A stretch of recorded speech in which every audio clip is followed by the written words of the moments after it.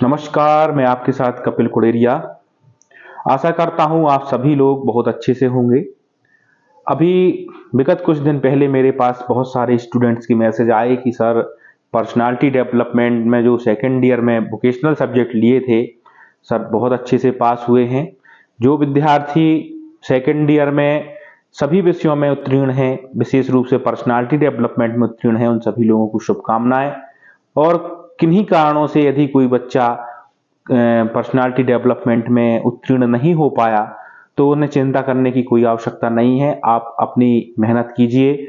नई शिक्षा नीति में आपको 2 अवसर मिलते हैं। आप 2 अवसरों का लाभ लेकर के आप अपने सब्जेक्ट में पास हो सकते हैं। फाइनल में भी बहुत सारे बच्चों के हमारे पास मैसेज आए थे। जब रिजल्ट आया बहुत सारे बच्चों को खुशी हुई। आप लोगों ने जिस प्रकार से वीडियो के माध्यम से पढ़ाई की, बहुत से बच्चे मुझे मैसेज करके धन्यवाद करते हैं। धन्यवाद मुझे करने की आवश्यकता किसी को नहीं है। धन्यवाद तो आप लोगों को मैं करता हूं कि आप सभी लोग वीडियो के माध्यम से पढ़ते हैं।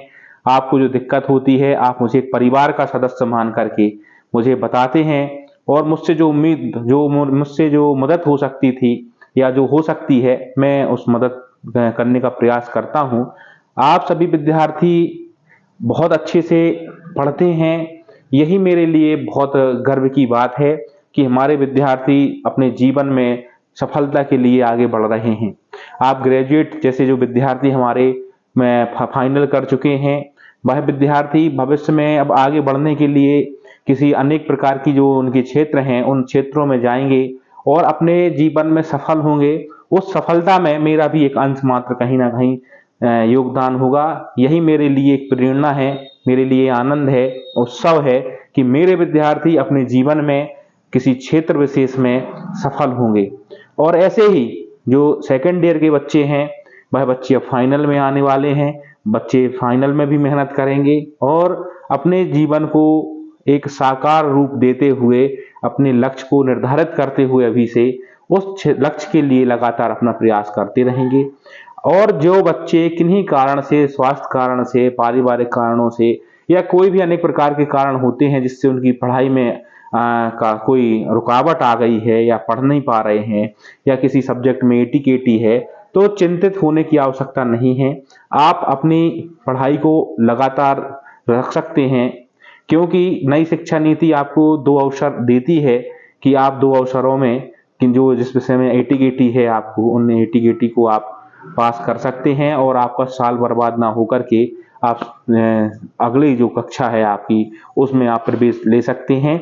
और इसी प्रकार से आप अपने जीवन में आगे बढ़ते रहें। तनाव की कोई भी स्थान आपको जीवन में नहीं रखना है शिक्षा से संबंधित, क्योंकि तनाव से आपकी जो प्रतिभा है कहीं ना कहीं दब जाती है, कहीं ना कहीं वो प्रभावित होती है। तो आप अपनी इच्छा शक्ति बहुत अच्छी रखिए, अपने आप को सकारात्मक रखिए। जो व्यक्ति कहीं कोई कारण से पीछे रह भी जाते हैं तो जीवन समाप्त होने की स्थिति नहीं है कि आपका जीवन समाप्त होने वाला है, कि आप अभी युवा हैं, आपके पास बहुत समय है। पर अपने समय को व्यवस्थित करके, समय का मैनेजमेंट करके, टाइम मैनेजमेंट करके आप अपने जो आपकी चीजें रुक रही हैं उनमें आप अधिक से अधिक समय दे करके उनमें अच्छा प्रदर्शन करके आप आगे बढ़ सकते हैं। और आप लगातार सकारात्मक रहेंगे तो आपको एक सकारात्मक ऊर्जा मिलेगी जो आपको आगे बढ़ने के लिए लगातार प्रेरित करती रहेगी। और इस ऊर्जा के आधार पर आप अपने जीवन में, अपने क्षेत्र में, जिस भी क्षेत्र में हैं आप, उस क्षेत्र में आप सफल होते जाएंगे।